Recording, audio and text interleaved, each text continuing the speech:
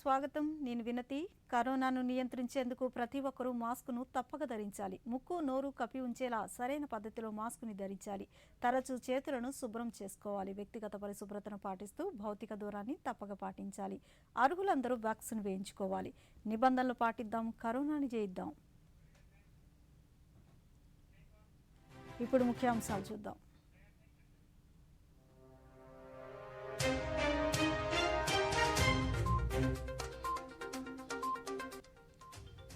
ఢిల్లీ ఉప ముఖ్యమంత్రి మనీష్ సిసోడియా అరెస్టు. మద్యం తయారీ కంపెనీల నుంచి ముడుపులు తీసుకున్న కేసులో విచారించిన సిబిఐ బ్యూరోక్రాట్ ఇచ్చిన స్టేట్మెంట్ ఆధారంగా అరెస్ట్ చేసిన అధికారులు.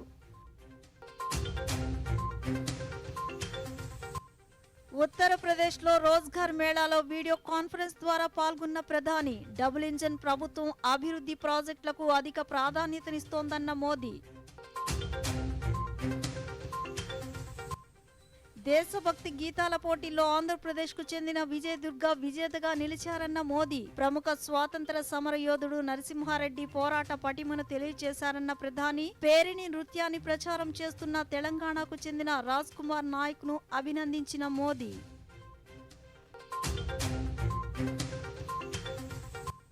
ప్రధానమంత్రితో రాష్ట్ర గవర్నర్ భేటీ. ఢిల్లీలో మర్యాదపూర్వకంగా మోదీని కలిసిన అబ్దుల్ నజీర్. వార్తల్లోని వివరాలు. ఢిల్లీ మద్యం పాలసీ కేసులో ఉప ముఖ్యమంత్రి మనీష్ సిసోడియాను సిబిఐ అరెస్ట్ చేసింది. ఉదయం నుంచి 8 గంటల పాటు విచారించిన అనంతరం ఆయన్ను అరెస్ట్ చేశారు. మద్యం పాలసీ రూపొందించడంలో సిసోడియా కీలక పాత్ర పోషించారు. మద్యం తయారీ కంపెనీల నుంచి ముడుపులు తీసుకున్నారని, నిబంధనలకు విరుద్ధంగా టెండర్లు అప్పగించారని సిబిఐ పేర్కొంది. బ్యూరోక్రాట్ ఇచ్చిన స్టేట్మెంట్ ఆధారంగా మనీష్ సిసోడియాను అరెస్ట్ చేశారు. రేపు సిబిఐ ప్రత్యేక న్యాయస్థానంలో హాజరుపరచనున్నారు.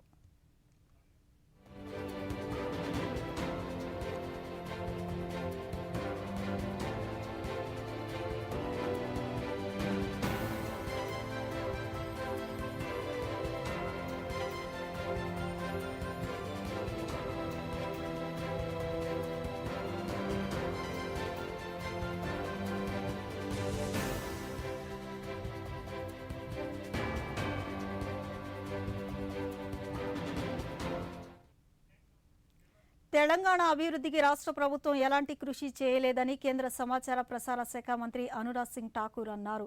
హైదరాబాద్లోని ఈరోజు ఆయన మీడియాతో మాట్లాడుతూ తెలంగాణ ప్రభుత్వం ఎన్నో హామీలను విస్మరించిందన్నారు. కేసీఆర్ సర్కార్ అవినీతిమయమన్నారు. ప్రభుత్వ పథకాలు ఎక్కడ అమలవుతున్నాయో చెప్పాలని అన్నారు. ఉచిత ఎరువుల పంపిణీ గురించి మాట్లాడుతున్నారని, అయితే హామీలు ఎక్కడా అమలు కావడం లేదన్నారు.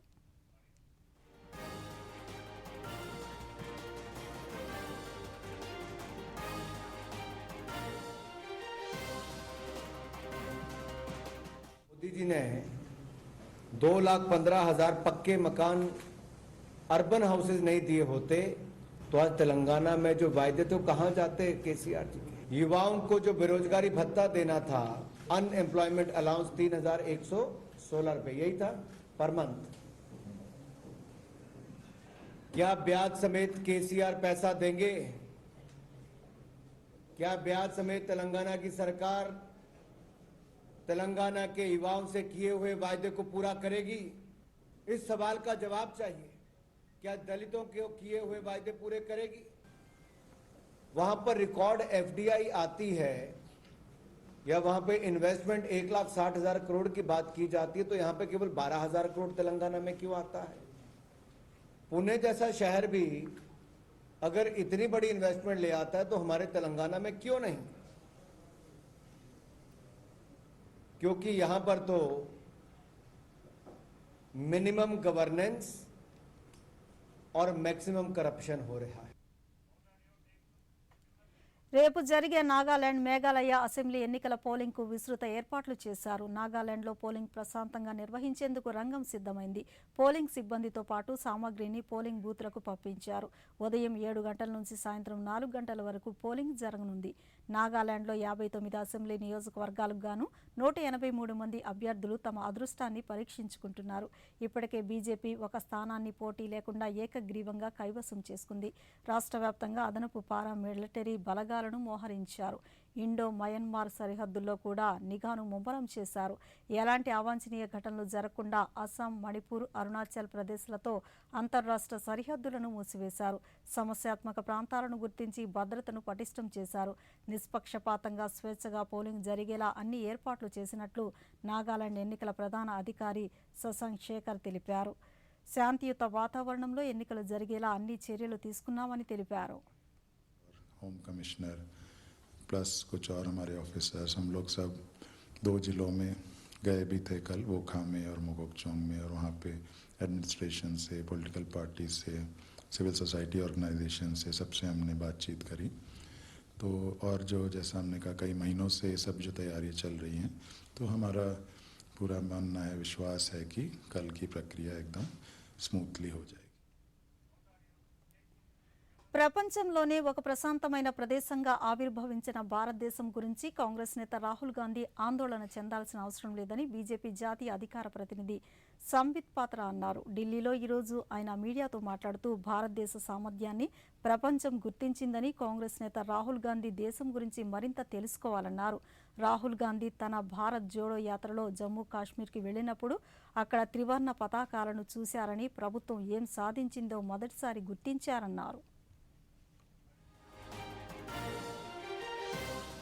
जम्मू कश्मीर पहुंचते हैं अपने भारत जोड़ो यात्रा में, और इस यात्रा में जम्मू कश्मीर में वो चारों तरफ तिरंगे झंडे देखते हैं, चारों तरफ उनको लहराता हुआ तिरंगा दिखता है. तो ये जो क्रेडिट है, ये क्रेडिट किसकी है? ये सवाल उठता है कि जिस जम्मू कश्मीर में पहले कोई तिरंगा नहीं लहराता था, इस प्रकार के स्टेटमेंट कांग्रेस के नेता देते थे. आर्टिकल 370 को छू के दिखाओ, इस प्रकार के स्टेटमेंट कांग्रेस के सहयोगी और उनके नेता देते थे. आज अगर उसी जम्मू कश्मीर में कांग्रेस पार्टी को हजारों हजार तिरंगे दिख रहे हैं, तो स्वाभाविक रूप से इसके पीछे क्या कारण है, इसकी चिंतन भी राहुल गांधी को करना होगा. के आगे झुकने का सवाल है. झुकते हुए तो हमने एके एंटोनी साहब को पार्लियामेंट में 2013 में कहते हैं कि I will not be hesitant to accept the truth. Underdeveloped border are the safest places because China is powerful. China को भारत में डेवलप्ड बॉर्डर पसंद नहीं है, इसलिए 70 वर्षों तक हमने अपने बॉर्डर को डेवलप नहीं किया, उसे अंडर डेवलप्ड रखा. इसको मानने से मैं हिचकिचाता नहीं हूं. ये भारत के रक्षा मंत्री एके एंटनी ने 2013 में सदन के पटल में अपने वक्तव्य में ప్రధానమంత్రి నరేంద్ర మోదీ మన్ కీ బాత్ కార్యక్రమాన్ని ప్రకాశం జిల్లా ప్రజలు ఆసక్తిగా వీక్షించారు. ఒంగోలులోని బిల్డర్లు మన్ కీ బాత్ కార్యక్రమాన్ని వీక్షించారు. ఈ సందర్భంగా వారు దూరదర్శన్తో మాట్లాడుతూ ఈ కార్యక్రమం ప్రజల్లో ఎంతో స్ఫూర్తిని నింపుతుందన్నారు. ముఖ్యంగా మారుమూల ప్రాంతాల్లో ఉంటూ ఎటువంటి గుర్తింపుకు నోచుకోని వారి గురించి ప్రధాని ప్రస్తావించడం దేశ ప్రజల్లో ఉత్తేజాన్ని నింపుతుందన్నారు. మన రాష్ట్రానికి చెందిన విజయదుర్గ నరసింహారెడ్డిపై పంపిన పాటను ప్రధాని ప్రస్తావించడం ఎంతో గర్వంగా ఉందన్నారు. సంగీత సాహిత్య అంశాలను ప్రస్తావించడం అందరినీ వాటి గురించి ఆలోచించేలా చేస్తుందన్నారు. యొక్క విశిష్టతను తెలియజేయడానికి మన దేశ యొక్క చరిత్రను మన్ కీ బాత్ ఈ కార్యక్రమంలో ఆయన మనతో పంచుకోవడం జరిగింది.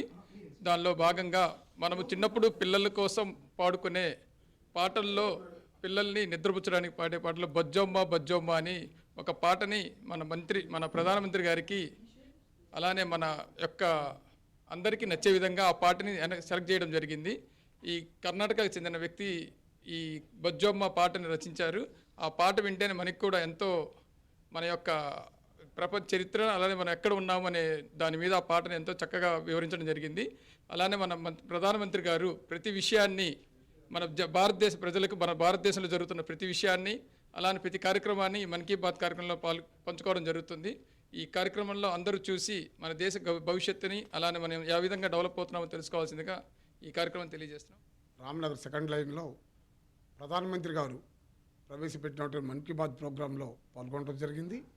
ఈ మన్ కీ బాత్ ప్రోగ్రాం వల్ల భారతదేశం నలుమూలలో కూడా ఎక్కడో అట్టడుగున పడిపోయినటువంటి ప్రజల్లో చైతన్యం చేసి ప్రజలందరికీ తెలియజేస్తున్నారు. ప్రధానమంత్రి నరేంద్ర మోడీ గారు మన తెలియనటువంటి ఎన్నో విషయాలు ఎక్కడో అడుగును పడినటువంటి దాన్ని బయటికి తీసుకొచ్చి ఈరోజు మన అందరినీ చైతన్యం చేస్తున్నారు. ధన్యవాదాలు. పశ్చిమ గోదావరి జిల్లా ఏలూరు ప్రజలు మన్ కీ బాత్ కార్యక్రమాన్ని ఎంతో ఆసక్తిగా తిలకించారు. ప్రధాని ప్రస్తావించిన అంశాలతో ఎన్నో కొత్త విషయాలు తెలిసాయన్నారు. టెలిమెడిసిన్ ద్వారా ప్రజలకు కలుగుతున్న ప్రయోజనాల గురించి ప్రధాని ఎన్నో విషయాలు తెలిపారన్నారు. దేశంలోని సనాతన ధర్మాన్ని కాపాడే విధంగా ప్రధాని తీసుకుంటున్న నిర్ణయాలు తమను ఎంతగానో ఆకట్టుకుంటున్నాయని తెలిపారు.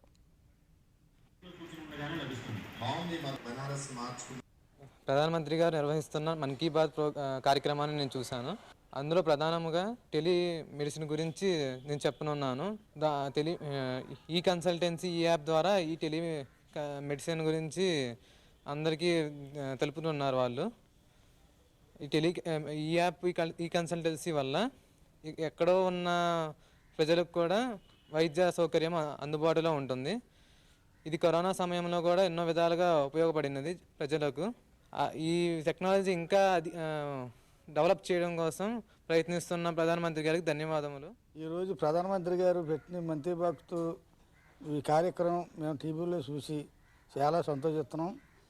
ప్రధానమంత్రి గారికి ధన్యవాదాలు. అలాంటివి ఎన్నో కొన్ని చేయాలని పరిశుభ్రత అని అది మొత్తం ఈదుల్లో గట్ట చెత్త మొత్తం ఇవన్నీ తీసి శుభ్రంగా నీట్గా చేస్తున్నారు కాబట్టి గాలి నీరు చెరువులు ఇవన్నీ ఉన్నాయి.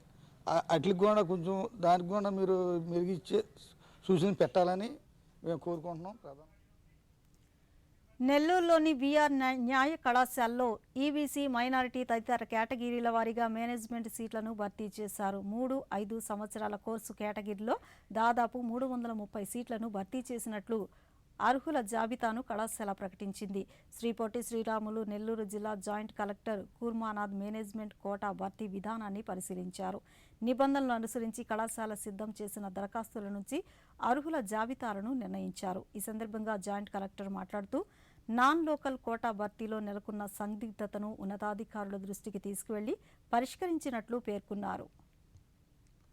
33 సీట్లు ఉన్నాయి. అండ్ అలాగే 5 ఇయర్స్కి సంబంధించి మనకి 132 సీట్స్ ఉన్నాయి. ఓవరాల్గా 450 అప్రాక్సిమేట్లీ సీట్లు మనం ఫిలప్ చేయాల్సి ఉన్నాయి. అందులో ఇప్పుడు సుమారు 200 సీట్ల వరకు మనకి ఏంటంటే ఫిలప్ కాకుండా ఉన్నాయి. అవి మేనేజ్మెంట్ కోటాలో ఇప్పుడు మనం ఫిలప్ చేయబోతున్నాం. దాంట్లో సంబంధించి ఎవరైతే లాసెట్లో ర్యాంక్ సాధించి ఉంటారో వాళ్ళకి, అండ్ నెక్స్ట్ వన్ లాసెట్లో ర్యాంక్ రాకుండా ఉన్న వాళ్ళకి ఈ మేనేజ్మెంట్ కోటా కింద ఎవరికైతే ఎలిజిబిలిటీ ఉందో, ఎవరికైతే క్వాలిఫికేషన్ ఉందో, ఎవరైతే లాసెట్లో ఉత్తీర్ణులై ఉన్నారో వాళ్ళందరికీ కూడాను ఈ మేనేజ్మెంట్ కోటాలో వాళ్ళందరికీ సీట్లు కేటాయించారు. బార్ కౌన్సిల్ ఆఫ్ ఇండియా కానీ, విక్రమసింహ యూనివర్సిటీ కానీ 3 ఇయర్స్ కోర్సులో 300 సీట్లు, 5 ఇయర్స్ కోర్సులో 120 సీట్లు పర్మిషన్ ఇచ్చారు. సో దాంట్లో కన్వీనర్ కోటాలో 240 సీట్లు, మేనేజ్మెంట్ కోటా కింద 60 సీట్లు. 240 సీట్లలో కన్వీనర్ కోటా కింద 226 సీట్లు ఫిలప్ అయినాయి. మేనేజ్మెంట్ కోటా 5 ఇయర్స్ కోర్సులో 24 సీట్లు ప్లస్ 49 సీట్లు స్పాట్ అడ్మిషన్స్ కింద, అంటే 49 స్పాట్ అడ్మిషన్స్. మేనేజ్మెంట్ కోటా కింద 24. అందుకని 5 ఇయర్స్ కోర్సులో అడ్మిషన్స్ కొంచెం సులభంగానే సీట్లు లభిస్తాయి. కానీ 3 ఇయర్స్ కోర్సులో చాలా ఒత్తిడి ఉంది కాబట్టి మనం లాసెట్ రాసిన వాళ్ళకి గైడ్లైన్స్ ప్రకారం వాళ్ళకి ప్రిఫరెన్స్.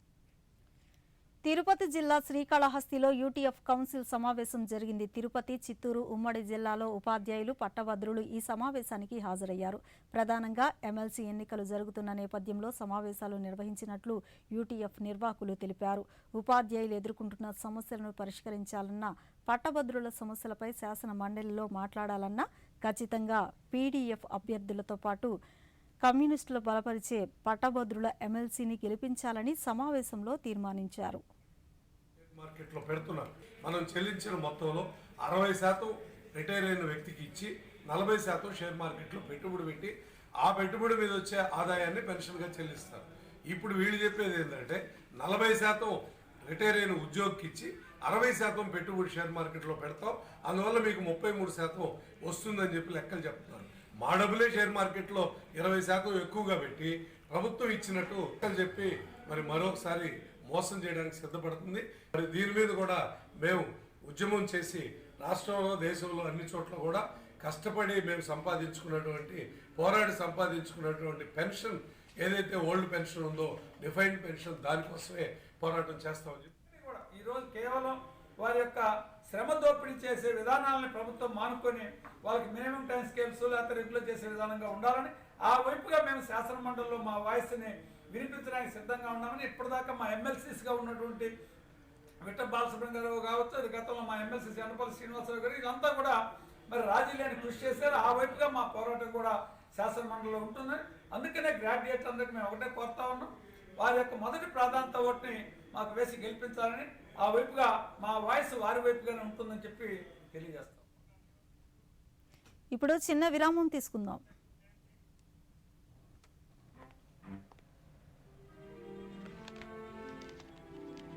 ఇంత త్వరగా డబ్బు డబుల్?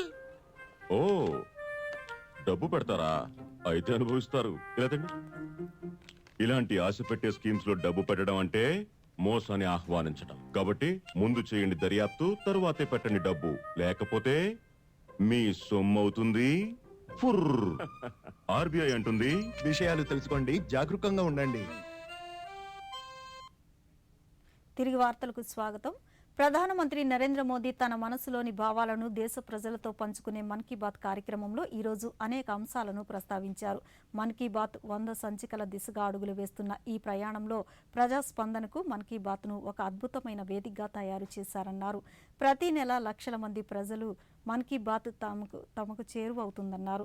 సర్దార్ వల్లభాయ్ పటేల్ జయంతి సందర్భంగా నిర్వహించిన పాటలు, జోలపాటలు, దేశభక్తి గీతాలకు సంబంధించి ప్రస్తావించిన ప్రధాని ఆంధ్రప్రదేశ్కు చెందిన విజయదుర్గ స్వాతంత్ర పోరాట సమయంలో నరసింహారెడ్డి పోరాట స్ఫూర్తిని, రేనాటి సూర్యుడా ఓ వీర నరసింహ గీతాన్ని ప్రస్తావించారు.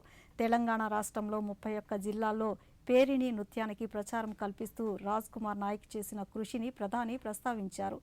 ఈ సంజీవిని యూపీఐ సేవలు ప్రజాదరణ పొందాయో వివరించారు. అంతరించిపోతున్న పక్షులు, జంతువులను సంరక్షించుకోవాలని కోరారు. వోకల్ ఫర్ లోకల్ సంకల్పంతో పండుగను జరుపుకోవాలన్నారు. ప్రధాని మన్ కీ బాత్కు సంబంధించిన మరిన్ని వివరాలను ఇప్పుడు చూద్దాం.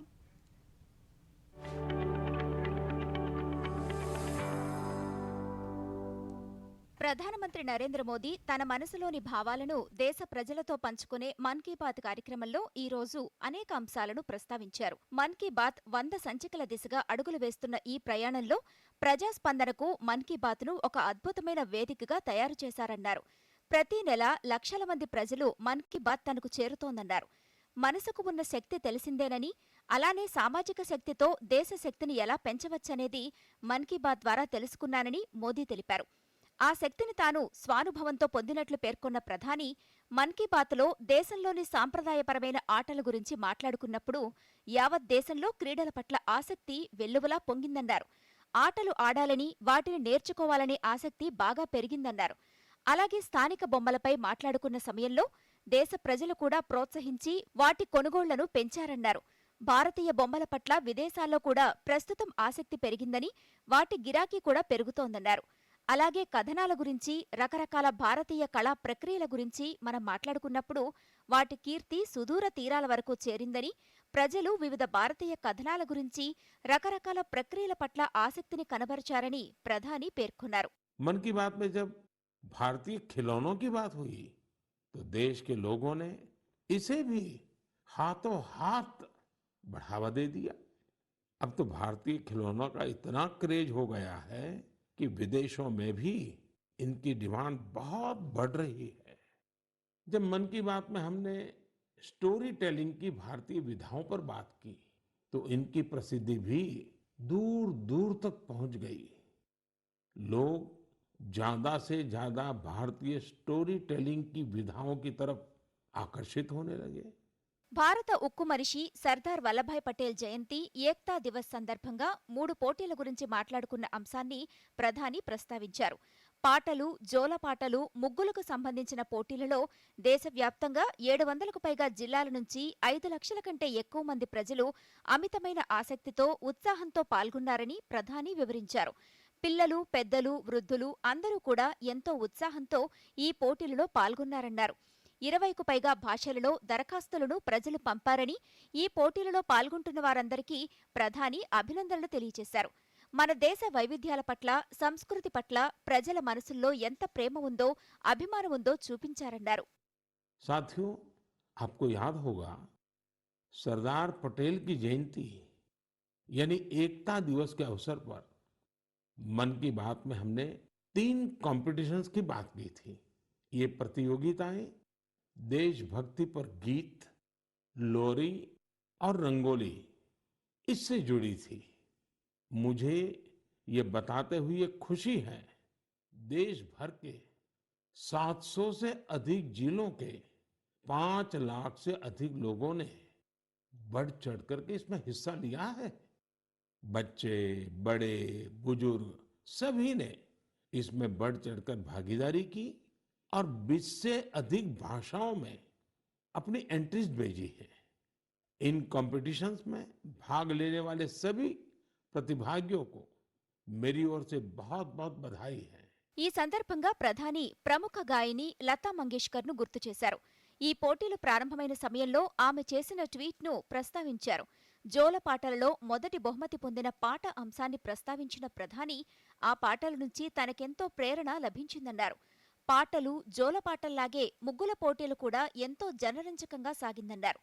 నేతాజీ సుభాష్ చంద్రబోస్, అమరవీరులైన భగత్ సింగ్ల ముగ్గుని వేశారని, అలాగే జలియన్ వాలాబాగ్, అక్కడ జరిగిన నరసంహారం, అమరవీరుడు ఉద్దమ్ సింగ్ పరాక్రమాన్ని ముగ్గు రూపంలో ప్రదర్శించారని, గాంధీ ముగ్గును, అలాగే స్వాతంత్ర్యోద్యమానికి చెందిన ఎందరో సమరయోధులపై దృష్టి పెట్టి ముగ్గులు వేశారన్నారు. దేశభక్తి గీతాల పోటీలలో విజేతగా ఆంధ్రప్రదేశ్కు చెందిన టి విజయదుర్గ నిలిచారన్నారు. ఆవిడ తన ఎంట్రీని తెలుగులో పంపించారని, తన ప్రాంతానికి చెందిన స్వాతంత్ర సమరయోధుడు నరసింహారెడ్డి నుంచి ఎంతో ప్రేరణ పొందారని ప్రధాని వివరించారు. ఇందుకు సంబంధించిన రేనాటి సూరీడా ఓ వీర నరసింహ గీతాన్ని ప్రధాని ప్రస్తావించారు. భారత స్వాతంత్ర్య పోరాటంలో ఆంగ్లేయుల అన్యాయపు నిరంకుశ అణిచివేతను చూసి వీర నరసింహుని రక్తం మరిగిందన్న అంశాన్ని ఆమె తన గీతంలో పొందుపరిచారని ప్రధాని పేర్కొన్నారు.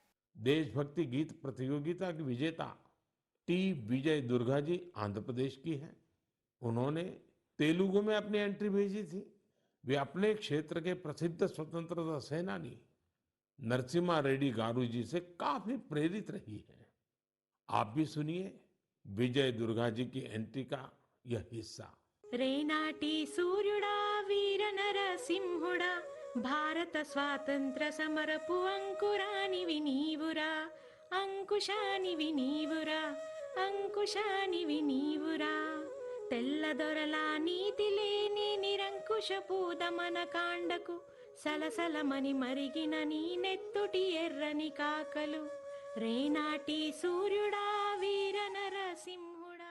ఈ పాటలకు సంబంధించిన అంశాలను సాంస్కృతిక మంత్రిత్వ శాఖ వెబ్సైట్కు వెళ్లి కుటుంబ సభ్యులతో కలిసి వీటన్నింటినీ చూడాలన్నారు. వీటి ద్వారా ఎంతో ప్రేరణ లభిస్తుందన్నారు. ఇదే సందర్భంలో కొద్ది రోజుల క్రితం ఉస్తాద్ బిస్మిల్లా ఖాన్ యువ పురస్కారాలకు సంబంధించిన అంశాన్ని ప్రధాని మన్ కీ బాత్లో ప్రస్తావించారు. సంగీతం, లలిత కళలలో ప్రతిభావంతులైన కళాకారులకు వీటిని అందిస్తారన్నారు. కళలు, సంగీతాన్ని ప్రపంచానికి దగ్గర చేయడంతో పాటు వాటిని పెంపొందించేందుకు ఈ పురస్కారాలు ఎంతో సహకరిస్తాయన్నారు. ఈ సందర్భంగా ప్రాచుర్యం తగ్గుతున్న వాయిద్యాలలో ప్రేరణ నింపుతున్న కళాకారులు, పలు వాయిద్యాల గురించి ప్రధాని ప్రస్తావించారు. ఈ సందర్భంగా తెలంగాణలోని 31 జిల్లాల్లో 101 రోజుల పాటు నడిచి పేరిణి నృత్యాన్ని నిర్వహించిన రాజ్ కుమార్ నాయక్ను ప్రధాని ప్రశంసించారు. పేరిణి నాట్యం శివుడికి సమర్పించే ఒక నృత్య కళ అని, కాకతీయుల వంశస్థుల కాలంలో బాగా ప్రజాదరణ పొందిందని, ఈ వంశపు మూలాలు నేటికీ ఉన్నాయని ప్రధాని పేర్కొన్నారు. ఈ పురస్కారాలు పొందిన మరికొంతమంది విశేషాలను ప్రధాని ప్రస్తావించారు. इस पुरस्कार के एक और विजेता राजकुमार नायक जी ने तेलंगाना के 31 जिलों में 101 दिन तक चलने वाली पेरिनी ओडिसी का आयोजन किया था। आज लोग इन्हें पेरिनी राजकुमार के नाम से जानने लगे हैं। पेरिनी नाट्यम भगवान शिव को समर्पित एक नृत्य है जो काकतीय डायनेस्टी के दौर में काफी लोकप्रिय था। इस डायनेस्टी की जड़ें आज के तेलंगाना से जुड़ी हैं। దేశవ్యాప్తంగా డిజిటల్ ఇండియా ప్రజల్లోకి ఏ విధంగా చొచ్చుకెళ్లిందో ప్రధాని వివరించారు. డిజిటల్ ఇండియా శక్తిని ఇంటింటికి చేరవేయటంలో యాప్ల పాత్ర కీలకంగా మారిందన్నారు. ఇందుకు సంబంధించి ఈ సంజీవని యాప్తో ఇప్పటివరకు దేశవ్యాప్తంగా 10 కోట్ల మందికి పైగా ప్రజలు టెలికన్సల్టేషన్ పొందారని తెలిపారు. వైద్యులకు, అనారోగ్య బాధితులకి మధ్య వైద్య సేవలు, సలహాలు, సూచనలు అందచేస్తూ అద్భుతమైన బంధాన్ని ఏర్పరచుకుందని, ఇదొక అద్భుతమైన విజయమని ప్రధాని పేర్కొన్నారు. ఈ విజయానికి గాను వైద్యులందరికీ దీనిని ఉపయోగించుకుంటున్న ప్రజలకు ప్రధాని అభినందనలు తెలియజేశారు. కరోనా సమయంలో ఈ సంజీవని యాప్ ద్వారా టెలికన్సల్టేషన్ ప్రజలకు పెద్ద వరంగా నిలిచిందన్నారు. ఈ సందర్భంగా సిక్కింలో ఉండే డాక్టర్ మదన్ మణి గ్రామీణ ప్రాంతాలకు చెందిన వందలాది మంది ప్రజలకు టెలికన్సల్టేషన్ సేవలు అందించిన అంశాన్ని వివరిస్తూ ఫోన్ ద్వారా ప్రధాని ఆయనతో సంభాషించారు. టెలికన్సల్టేషన్కు సంబంధించిన అనేక వివరాలను చర్చించారు. దేశంలో పేద మధ్యతరగతి ప్రజలకు కొండ ప్రాంతాలలో నివసించే వారికి ఈ సంజీవని యాప్ ఎంతగానో ఉపయోగపడుతోందన్నారు. ఇదే సందర్భంలో భారతదేశ యూపీఐ సామర్థ్యాన్ని వివరిస్తూ ప్రపంచంలో ఎన్నో దేశాలు దీనికి ఆకర్షితులైన అంశాన్ని ప్రధాని వివరించారు. భారత్, సింగపూర్ల మధ్య UPI pay now link launch అయిందని, ఇరు దేశాల ప్రజలు నగదును బదిలీ చేసుకుంటున్నారని ప్రధాని వివరించారు. ఈ సౌలభ్యాన్ని ప్రజలు వినియోగించుకుంటున్నందుకు ఎంతో ఆనందంగా ఉందన్న ప్రధాని, యూపీఐ ఈ సంజీవని యాప్ల వినియోగంతో ప్రజల జీవనం సులభతరంగా ఉండేందుకు ఉపయోగపడుతోందన్నారు. ई संजीवनी इस ऐप से टेली कंसल्टेशन यानी दूर बैठे वीडियो कॉन्फ्रेंस के माध्यम से डॉक्टर से अपनी बीमारी के बारे में सलाह कर सकते हैं। इस ऐप का उपयोग करके अब तक टेली कंसल्टेशन करने वालों की संख्या 10 करोड़ के आंकड़े को पार कर गई है। भारत के यूपीआई की ताकत भी आप जानते ही हैं। दुनिया के कितने ही देश इसकी तरफ आकर्षित हैं। कुछ दिन पहले ही भारत और सिंगापुर के बीच यूपीआई पे नाउ लिंक लॉन्च किया गया। अब सिंगापुर और भारत के लोग अपने मोबाइल फोन से उसी तरह पैसे ट्रांसफर कर रहे हैं जैसे वे अपने अपने देश के अंदर करते हैं। मुझे खुशी है कि लोगों ने इसका लाभ उठाना शुरू कर दिया है। भारत का ई संजीवनी ऐप हो या फिर यूपीआई, ये ईज ऑफ लिविंग को बढ़ाने में बहुत मददगार साबित हुए हैं।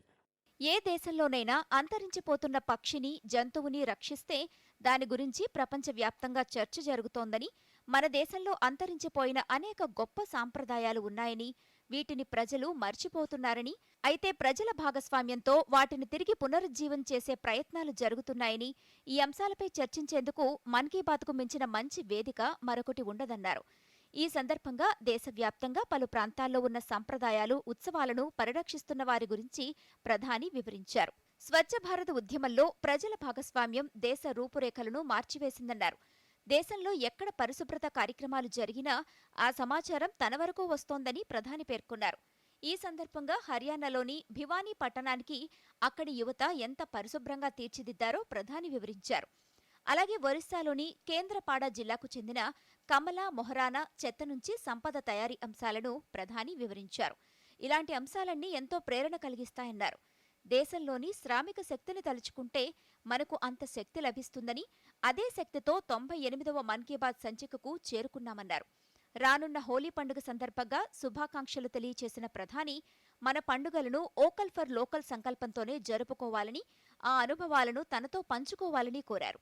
मेरे प्यार देशवासियों, स्वच्छ ఈ వార్తలు ఇంతటితో సమాప్తం. నమస్కారం.